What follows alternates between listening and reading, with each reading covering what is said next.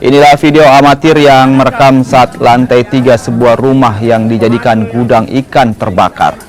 Kebakaran ini terjadi di Jalan Sabutung, Kecamatan Ujung Tanah, Makassar. Api dengan cepat membesar lantaran lantai 3 rumah juga dijadikan kamar oleh pegawai gudang.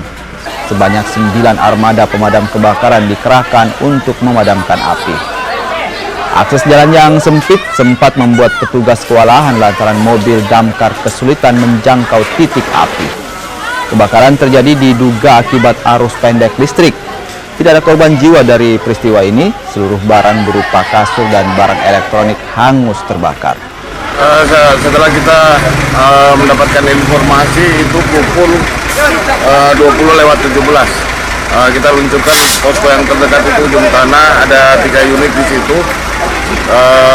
Melihat situasi di lokasi memang padat, rumah-rumah padat, jadi kita meluncurkan lagi bantuan mako itu ada 6 unit, jadi total keseluruhan ada 9 unit.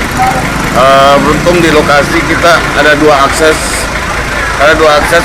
sebelah utara dan sebelah selatannya, itu yang kita, bahkan gedungnya pun juga akses dari selatan, akses dari utara pun juga bisa, jadi itu yang memudahkan kita untuk memadamkan. Kejadiannya itu berada di lantai 3, tempat usaha di lantai bawah, beruntung tidak berembet ke lantai 2 dan lantai 1. Seperti apa tadi?